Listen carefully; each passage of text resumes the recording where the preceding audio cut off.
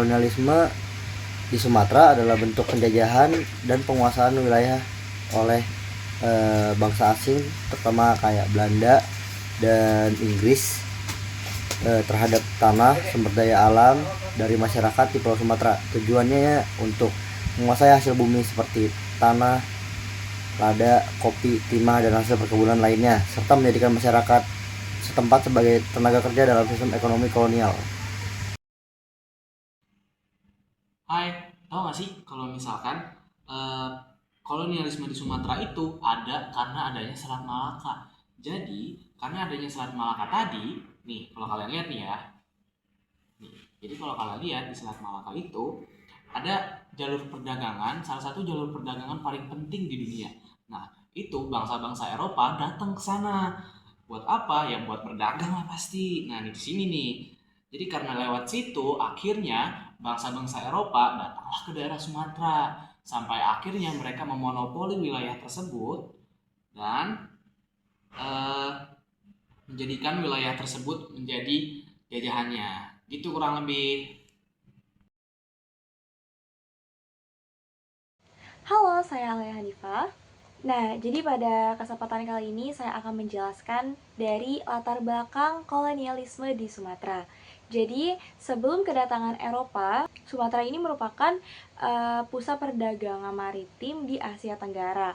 Dengan kerajaan dan kesultanan yang sudah makmur dari perdagangan rempah-rempah, akhirnya ini kondisi ini berubah semenjak terjadinya revolusi industri di Eropa yang akhirnya itu memicu kolonialisme. Nah, kolonialisme di Sumatera ini juga terjadi karena adanya beberapa faktor pemicu. Yang pertama ekonomi, politik, terus juga penyebaran agama. Atau tiga ini tuh biasanya kita kenal dengan gold, glory, gospel. Lalu juga ada faktor dari perkembangan iptek dan juga runtuhnya Konstantinopel. Faktor ekonomi seperti mencari kekayaan rempah-rempah dan hasil perkebunan. Faktor politik yang mana ini tuh merupakan seperti mencari kejayaan dan juga memonopoli perdagangan. Lalu menyebar agama dan kepercayaan. Nah, ini tuh merupakan faktor utama dari kolonialisme di Sumatera, yaitu dia ingin menyebarluaskan agama Kristen pada saat itu.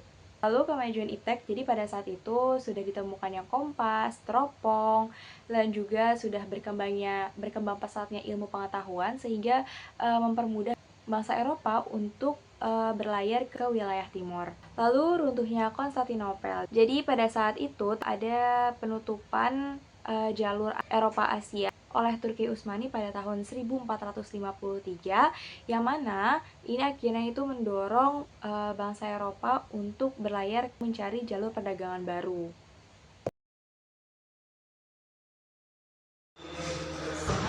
Pertama, perkembangan kolonialisme di Sumatera. Awal mula abad ke-17, armada dagang Belanda mulai singgah di pantai Sumatera Barat. Pada awal abad ke-17, awalnya murni sebagai pedagang. Yang kedua, dominasi Belanda. Belanda terus memperluas kekuasaannya, termasuk melalui VOC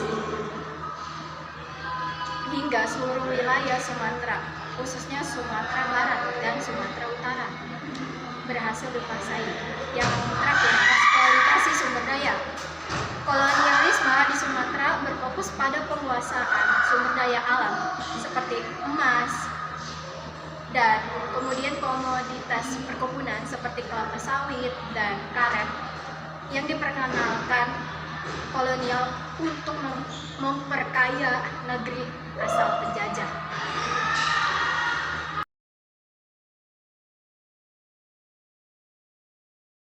Kolonialisme Belanda di Sumatera membawa dampak yang sangat besar dalam berbagai aspek. Ada dari politik, ekonomi, hingga sosial budaya. Yang pertama adalah dampak politik. Yang pertama ada hilangnya kedaulatan lokal.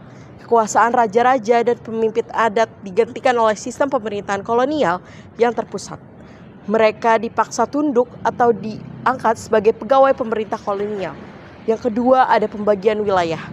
Belanda memecah wilayah kekuasaan tradisional dan menciptakan sistem administrasi baru untuk mempermudah kontrol dan eksploitasi. Dan yang terakhir ada pembagian wilayah. Belanda memecah wilayah kekuasaan tradisional dan menciptakan sistem administrasi baru untuk mempermudah kontrol dan eksploitasi. Selanjutnya adalah dampak ekonomi. Yang pertama ada sistem monopoli.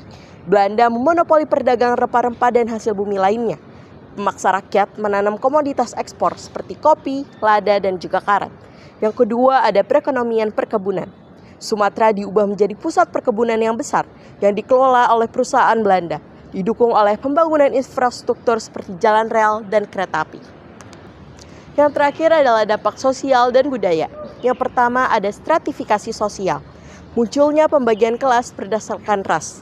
Bangsa Eropa di posisi teratas, diikuti oleh timur asing dan pribumi di posisi paling bawah. Yang kedua ada perubahan gaya hidup. Pengaruh budaya barat mulai masuk, mengubah adat istiadat dan cara berpakaian.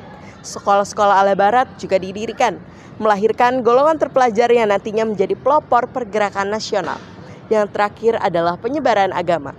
Pemerintah kolonial memfasilitasi masuknya misi-misi zending dan misi yang berperan besar dalam penyebaran agama Kristen di beberapa wilayah Sumatera.